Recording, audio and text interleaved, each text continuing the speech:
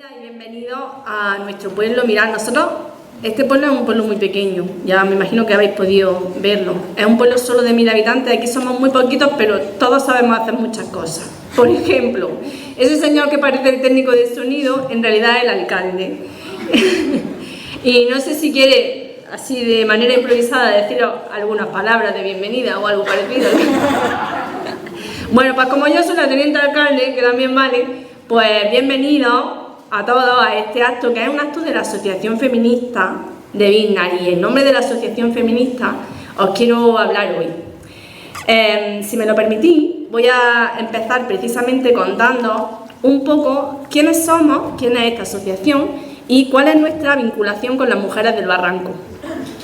Esta asociación tiene pocos años de vida, surgió en el año 2021, tomando el relevo de una antigua asociación de mujeres que ya existía en el pueblo. Más adelante cambiamos el nombre y algunos otros elementos de los estatutos para dejar de ser una asociación de mujeres y convertirnos en la asociación feminista que somos ahora. A esta asociación pertenecen unas 30 mujeres de diferentes edades, con distintos trabajos, algunas vecinas de Biznar desde siempre y otras llegadas hace pocos años o pocos meses. Tenemos incluso algunas compañeras que ni siquiera viven en el pueblo todavía y son de algunos de los pueblos cercanos.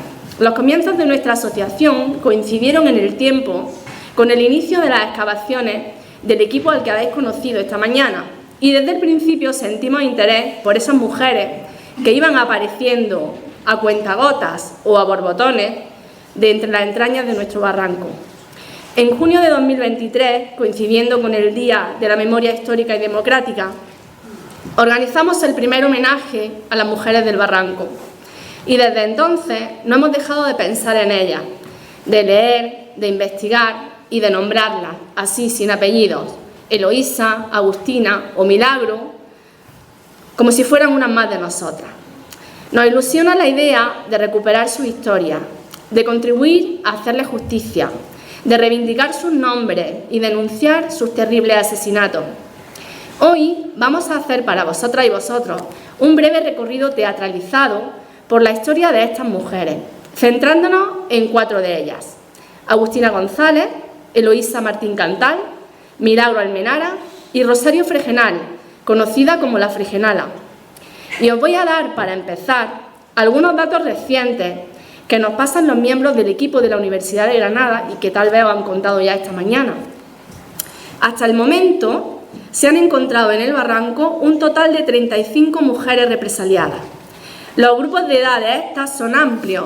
Hay una entre 12 y 20 años, 19 adultas jóvenes entre 20 y 40 años y 15 adultas maduras entre 40 y 60 años. En esta campaña, en la campaña de 2025, se han sumado un total de 4 mujeres, 2 de ellas de entre 40 y 50 años, una de entre 35 y 45 y otra entre 20 y 30 años. Todas ellas presentan 1 o 2 disparos en la cabeza. La más joven tiene además disparos por el resto del cuerpo. En una de ellas se puede observar también un golpe contundente que genera una lesión en la zona occipital y que fue previo a los 2 disparos del cráneo. Las primeras mujeres aparecieron en el Barranco en julio de 2022. Estaban en una fosa de 12 personas. Ahí se encontró un dedal, un símbolo tal vez de la represión que sufrieron las mujeres que pertenecían al sindicato de costureras. La Asociación Granadina para la Recuperación de la Memoria Histórica tiene documentadas a 39 mujeres en este paraje. Como acabamos de mencionar, ya se han rescatado los cuerpos de 35 de ellas. Las detuvieron a la mayoría en sus domicilios y probablemente las encarcelaron en el convento de San Gregorio, en el Albaicín, donde, según cuenta Antonina Rodrigo, las rapaban y en algunos casos las maltrataban. La más joven, la única identificada hasta el momento, es Eloísa Martín Cantal, que fue trasladada desde el convento de San Gregorio con 11 mujeres más y asesinada el 6 de octubre de 1936. Conocemos su nombre gracias a un testimonio recogido por Molina Fajardo. Y es que en esos días, entre el 6 y el 7 de octubre de 1936, fue cuando se empezaron a anotar los nombres de las mujeres asesinadas. En esos 2 días mataron a 21. Pero ¿quiénes eran esas mujeres? ¿De dónde eran? ¿A qué se dedicaban? Y sobre todo, ¿por qué fueron asesinadas? Sabemos que las mujeres granadinas de la época se dedicaban fundamentalmente a 3 ocupaciones: el servicio doméstico, el sector textil y el trabajo en el campo. Entre las asesinadas en el barranco de Biznar hay además vendedoras, trabajadoras del sector del tabaco, una telefonista, una farmacéutica. La sociedad granadina de la década de los 1930 estaba marcada por profundos contrastes sociales, culturales y políticos. Granada era una ciudad tradicional y conservadora, con una fuerte influencia de la Iglesia católica y de las élites terratenientes. Sin embargo, también surgieron movimientos progresistas y republicanos que buscaban modernizar la sociedad. El ambiente cultural se vio enriquecido por la presencia de artistas e intelectuales como Federico García Lorca, Francisco Ayala y Manuel de Falla. La ciudad se convirtió en un espacio de creatividad, aunque también de censura y represión hacia las ideas más vanguardistas. La llegada de la Segunda República Española había traído importantes reformas sociales y políticas. La institución libre de enseñanza y otros círculos educativos promovieron la educación laica y el acceso a la cultura de las clases populares. En ese contexto, las mujeres comenzaban a reclamar sus derechos y su espacio en la sociedad, aunque aún se enfrentaban a una fuerte represión social y patriarcal. A pesar de los avances en educación y participación política, muchas mujeres seguían relegadas al ámbito doméstico. Con el inicio de la Guerra Civil, Granada cayó rápidamente bajo el control franquista.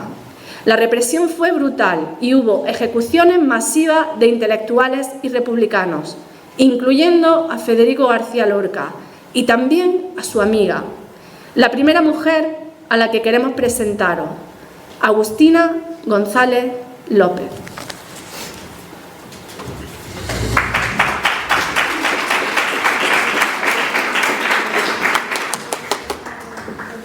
Buenas tardes.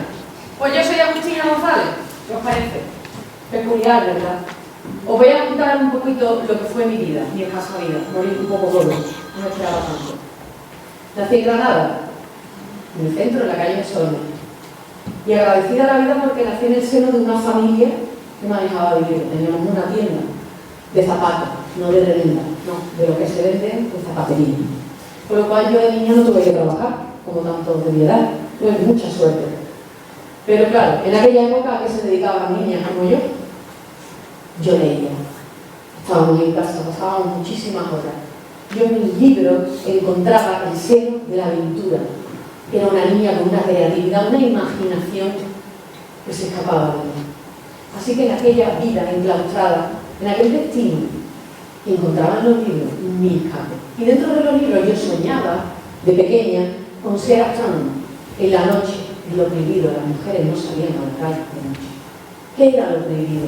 ¿Por qué esa noche? ¿Qué escondía? Las estrellas me guiaban, la oscuridad. Era un enigma para mí, fascinante. Fui creciendo, murió mi padre y hubo una tradición tremenda para las mujeres. Había que guardar el luto. ¿Sabéis lo que era en aquella época? No hace tantos años, 80. Que los hombres salían hasta cantar flamenco si se les ponía que a las mujeres las encerraban en casa. No 15 o 20 días. 1, 2, 3 hasta 4 años. A mí en tanto mi madre estaba tan triste que me dejaron en un convento, un colegio mayor, Santo Domingo. Allí la monja enseguida me dijeron: ¿qué hacemos con esta? Una energía, una avidez por aprender, y me llenaron la cabeza de libros. Gracias a ella me convertí en la persona que fui, una persona ilustrada. Devoraba todo lo que caía. Lo leía todo. No escatimaba esto, aquello, ¿no? En aquella época, en aquella Granada donde la mujer sumisa e ignorante no tenía otro futuro, yo me veía en un privilegio. En aquella época, además, en aquella Granada, ya se empezaban a escuchar aquellos descubrimientos científicos que nos hacían tener un horizonte diferente del que conocíamos.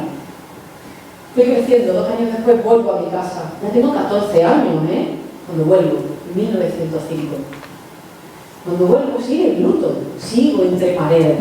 Yo, este alma inquieta, vida por hacer, por crear, por pensar, por divulgar, se me está prohibido porque soy mujer. Cometo mi gran error preadolescente, lo entendéis, ¿no? Con 12 años. Espera que se haga de noche. Cuando toda la casa duerme en silencio. No reparo, no me da miedo. Ya está bien. No había cantado. Pusiera freno a las ansias de libertad que tenía Agustina. Cogí la ropa de mi hermano. Me disfracé de hombre. Para salir a la calle no había otra manera ahora. Pasé desapercibida con mi gorra y me dejé llevar por esa noche maravillosa granadina, la estrella. Saludaba a los serenos. Algún día vení yo, un policía secreta. Mala suerte. ¿Cómo contaba yo a mi familia lo que hacía a escondidas? ¿Cómo les contaba que volvía también a escondidas a casa? En aquella época, por desgracia, no me quedaba otra que hacerme por loca. Una locura transitoria, le dije, madre, no me lo tengas en cuenta. No, no me lo tengo en cuenta, claro. En la casa ya había herencias inéditas de la locura. ¿Qué hicieron? Volver a encerrarme entre paredes. Pero como nunca se está quieta, yo seguí leyendo. Y di un paso más. Empecé a escribir mis propias obras, mis propios pensamientos, basados en las ideas más actuales del momento de Europa y del mundo, no de aquella Granada. Yo era una adelantada a mi época. ¿Qué iban a hacer conmigo? ¿Qué creéis? Cuando por fin, pasados unos años, me dejan ya salir a la calle, sigo con mi costumbre de vestirme de hombre para entrar a los cafetines. En el café suizo hacía esto, allí donde estaban Lorca y otros ilustres. Pasaron a la historia como ilustres, yo como loca, por hacer esto, por vestirme de hombre, meterme en los cafetines, en los espacios públicos y divulgar mis ideas, mis pensamientos, ideas necesarias para romper esa sociedad granadina inmovilista con las mujeres que nos tenían bajo el yugo de la ley, sumisas al hombre. Ya está bien, ya está bien, eso había que romperlo. Así que me puse a escribir una de mis primeras obras, futurista la llamé, sobre la escritura, cómo sacar a las niñas obreras, esas niñas que no tenían destino ni futuro, nada más que buscar un marido y estar a sus órdenes y a su servicio. ¿Cómo sacarlas de ahí? Inventé la llave. Voy a modificar la escritura. Sí, modifiqué la lengua castellana, quité la C, quité la V, quité la X, la Z, como escribimos ahora en el WhatsApp. Me llamaba loca, adelantada fui, ¿no creéis?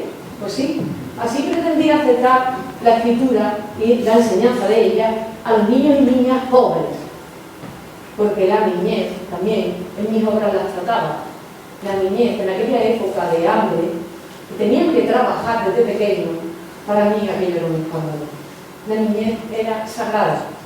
A los niños y a las niñas había que dejarles de juegos sexistas, ya lo dije, en el 1916, me tacharon de loca. A los niños y a las niñas había que acercarle a la madre naturaleza.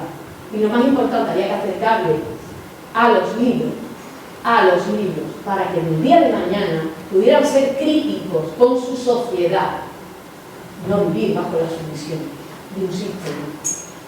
A los niños y a las niñas había que enseñarles que todo había que hacerlo bajo el prisma y la mirada de la tolerancia, del respeto a las diferentes religiones, a las diferentes civilizaciones y culturas. Si alguna vez se gana una batalla, que no sea por la fuerza de la espada, no, sino por la fuerza de la palabra.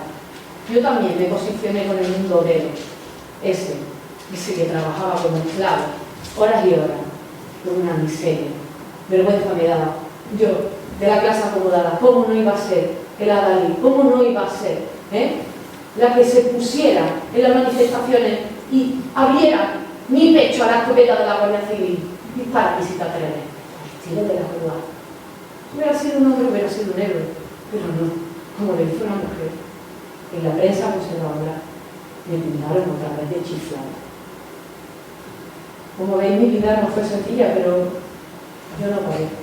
Yo seguí, porque yo era una persona que tenía muy claro cuál era mi destino. Poco a poco, España entra en Andalucía y Granada más aún, en una crisis muy grande económica, la Primera Guerra Mundial está allá. Se posicionan los ciudadanos, un bando u otro. La conclusión es que vuelva a haber más hambre. La conclusión es que vuelva a haber más analfabetismo todavía, y más trabajo infantil. Todo lo que yo estaba totalmente en contra. Así que sí, fui a Dalí en todas aquellas manifestaciones, pero por suerte, a poco tiempo, estalló la Segunda República y muy de abanderarme en esta ciudad como mujer política. Nadie me recuerda, ¿verdad? Nadie escribió un nombre, no. Pues para que sepáis, por primera vez en esa Constitución de la Segunda República se entiende que el hombre y la mujer son iguales ante la ley, con los mismos derechos y obligaciones. Yo lo había vaticinado ya una década antes, pero me quedaba loca. Fundé el primer partido como mujer y lo lideré, el Entero Humanista. ¡Qué locura! Yo decía cosas como que Europa tenía que ser común, sin frontera y con moneda única. La chiflada. Qué curioso todo, ¿verdad? También fundé la primera asociación feminista dentro del Partido Socialista en esta ciudad. Por todas estas cosas, mi coetáneo, todos aquellos hombres de política y de cultura, no me aplaudían. No. A pesar de que ellos tenían las mismas ideas y los mismos pensamientos, muchos de ellos en los libros de historia aparecen como ilustres de la generación del 98, de la generación del 27, pero yo no, porque os he pisado una losa que estaba solo reservada para los hombres. Hablar en público, expresar mis ideas propias, viajar, ser independiente económicamente. Solo bajo el prisma de una enfermedad mental se podía entender que una mujer así existiera. Eso fue lo que se recordó de mí en toda esta época. Poco después, como dijo María, llegó el alzamiento militar. En el alzamiento militar, agosto de 1936, como no fueron a por mí. Fueron a por mí, a mi querido Lorca. En pocos días nos vamos juntos de la mano, del furgón verde a las colonias, y de la mano el último paseo hasta el barranco, en pocos días. Lorca, que escribió de mí, sí, éramos muy amigos. La zapatera decían unos para insultarme. La zapatera prodigiosa, dijo él de mí. También fui a Media, en casa de Hernando Alba. Ella le dijo: no hay mayor vergüenza que nacer mujer en esta sociedad de ahora. Y hablaba de mí, me decía mi desgracia. Por esta desgracia que sufrimos todos, por este pisar nuestros derechos, nuestras emociones, que nos sepultaron en el barranco. Los barrancos, las fosas comunes donde había estado. Allí quedaba otra España, porque queda enterrada. Por eso es tan importante que ahora le digamos a nuestros verdugos de su verdad que estaba equivocado, muy equivocado. Porque ahora nos toca a todos nosotros reescribir la historia que no fue escrita. Por todo eso, proclamo que yo soy la libertad, asesinada por los hombres. Yo soy la libertad, asesinada por los hombres. ¡Viva la libertad! Porque... Cada hebra era un susurro de independencia, una promesa de un mañana en el que pudiera valerme por mí misma. Soñaba con horizonte amplio, en un mundo en el que mis ideas pudieran florecer sin miedo ni temor. Un día, mientras acompañaba a mi hermano pequeño Mario, en esos pequeños momentos cotidianos que parecen eternos, la calma se vio rota por una interrupción de agentes. Buscaban a mi hermano mayor, Nicolás, un militante socialista y del UGT, pero no al encontrarlo me señalaron a mí. Fue un acto cruel. Quisieron arrancar la raíz de la fortaleza en mi familia, dejándome sola y con la responsabilidad de un dolor indescriptible.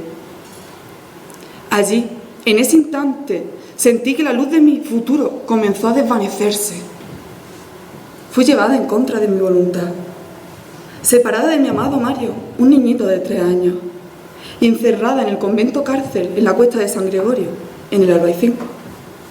La soledad de esos muros y el eco de mis propios gritos fueron mis únicos compañeros. Y cada día se teñía de la amarga certeza de que mis sueños tan llenos de promesas y esperanzas, estaban siendo cruelmente arrebatados. Y así, el 6 de octubre de 1936, a la tierna edad de 19 años, fui conducida junto a otras 12 mujeres al barranco de Biznar. Allí, en ese destino final, sellaron mi vida, borrando la posibilidad de ver en qué se habrían convertido mis sueños y mi lucha. No quise ser reprimida, ni seguir el mismo patrón que mis antepasadas, cuyo espíritu indomable siempre buscó un mundo de posibilidades. Me cortaron las alas, dejando en el aire la pregunta de qué podría haber sido. ¿Abogada? ¿Hilandera? Nunca lo sabré. Soy la primera y única mujer identificada en aquella fosa, un símbolo del sacrificio y la lucha por un futuro que jamás llegó a ser. En mi silencio persiste la esperanza de que, aunque mi historia fue truncada, mi espíritu y mis sueños sigan inspirando a quien aún se atreven a soñar en libertad.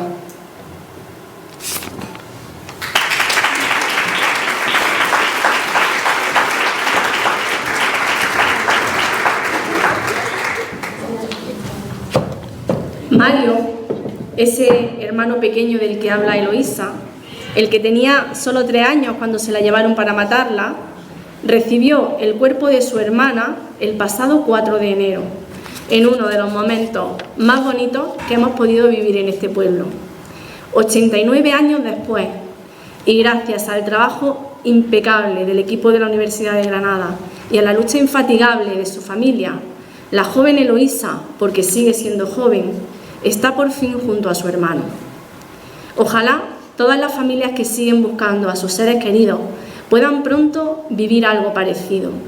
Ojalá podamos entregar, por ejemplo, los restos de Milagro Almenara, otra de las pioneras, de las luchadoras, de las valientes, en aquella Granada de los años 30 que quería, como dice Agustina, a las mujeres sumisas e ignorantes.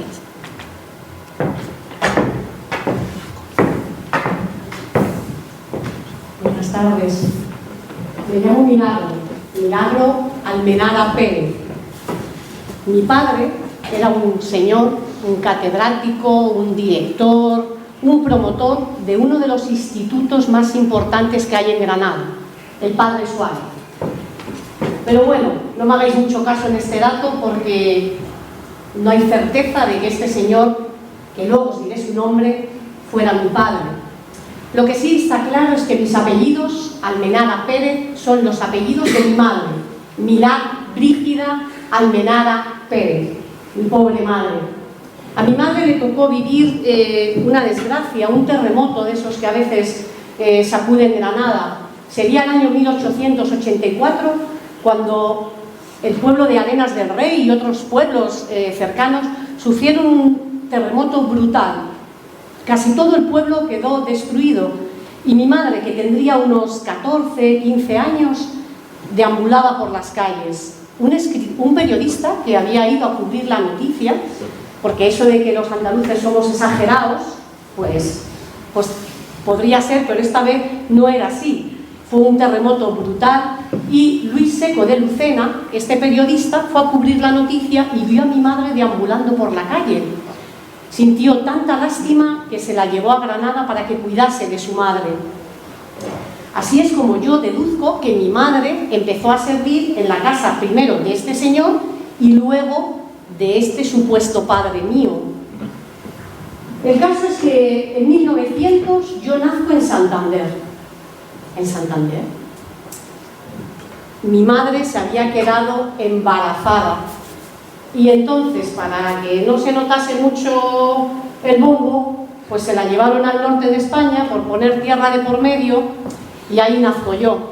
Mi madre era una señora católica y me puso una pila de nombres, como decimos aquí, pero menos mal que solo usó uno, Milagro. El caso es que en la partida de nacimiento pone de padre desconocido. Al poco tiempo de nacer ya regresamos a Granada y vivimos en unas casas ahí en el centro, pues donde está ahora más o menos la Universidad de Derecho. Y vivíamos en unas casas muy curiosas, eran como 2 casas que tenían entrada por delante y por detrás por distintas calles, pero que por dentro se comunicaban. Y en esta casa vivía un señor que se llamaba Salvador de la Cámara. Ese catedrático director que os he dicho antes, pues yo deduzco que entonces este señor sería mi padre. aunque ya os digo que no me dio sus apellidos nunca. Nunca me reconoció, ni siquiera en 1917, cuando muere, me da sus apellidos. Pero bueno, tampoco le voy a culpar. Eran unos tiempos... Lo que sí me dio fueron estudios. Y yo creo que en modo de agradecimiento pues saqué muy buenas notas. Bueno, buenas, las mejores. Fui en bachiller, ¿estáis en bachiller? Pues en bachiller fui el segundo mejor expediente de todo el instituto. 24 matrículas de honor, de 30 asignaturas. Con 16 años me matriculé en farmacia y fui el mejor expediente también. La primera de mi promoción. Y una cosa que os va a llamar la atención, porque aquí veo que hay casi más chicas que chicos, ¿no?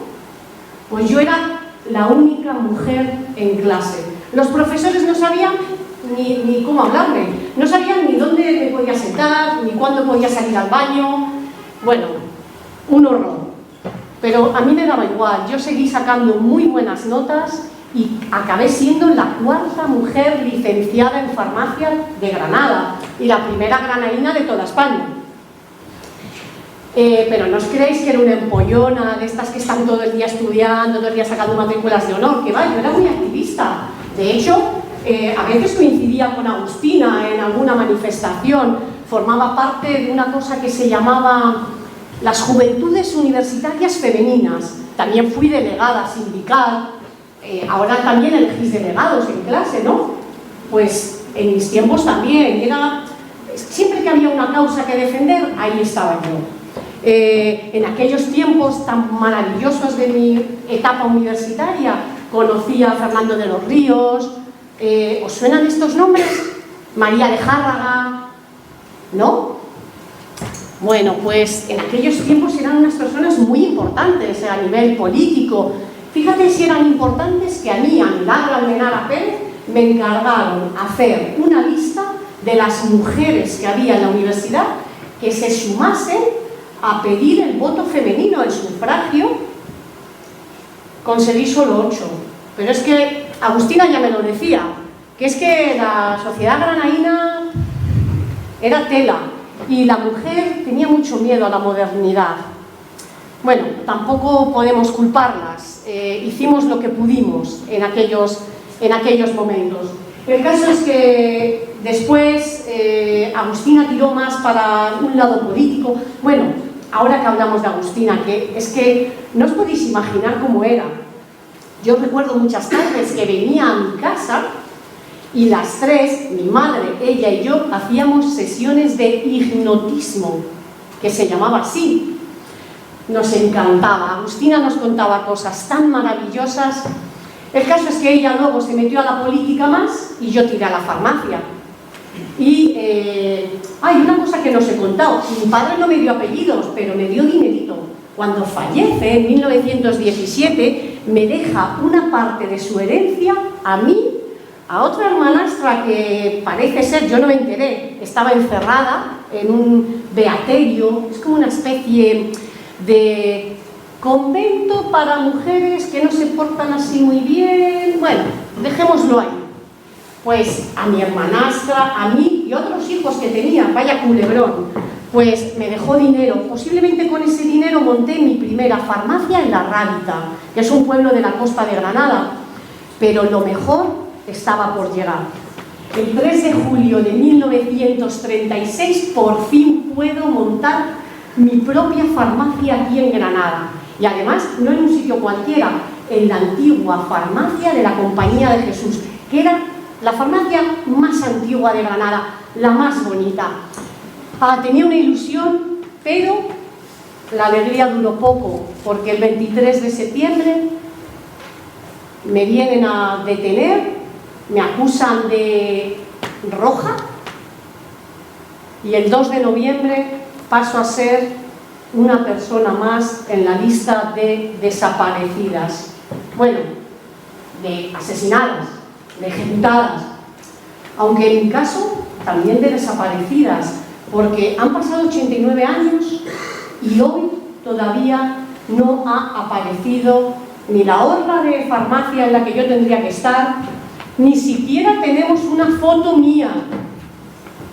Imaginaos. Me borraron de todos sitios y, como han dicho mis compañeras, solo estamos deseando que se vuelva a escribir la historia.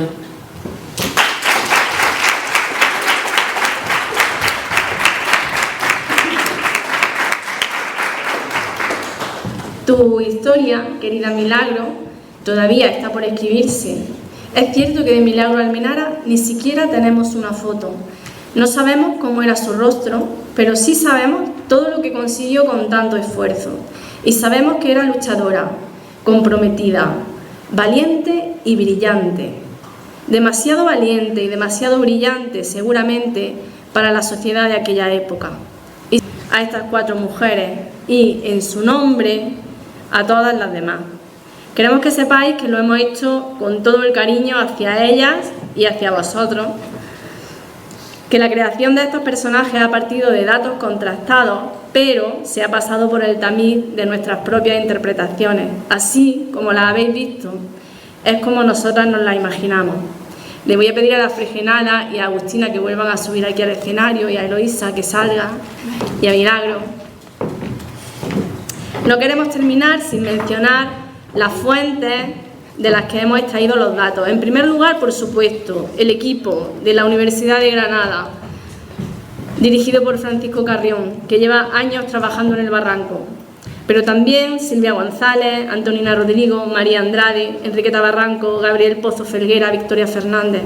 Queremos mencionarlos porque en la mayoría de los casos sus investigaciones surgen de la propia curiosidad y del afán por saber y por contribuir a que se haga justicia. Y por último, queremos agradecer vuestra presencia y vuestra atención. Es muy importante que estéis hoy en este lugar, que estéis luchando contra el olvido, también desde la aula, en un sistema educativo en el que el compromiso está cada vez peor visto. Ejemplos como el vuestro son sin duda un rayito de esperanza.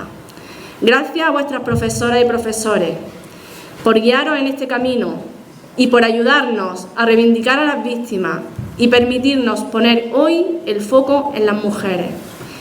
Y gracias, sobre todo, a aquellas personas que, poco a poco, las están sacando, no de la fosa, sino del olvido. Muchas gracias.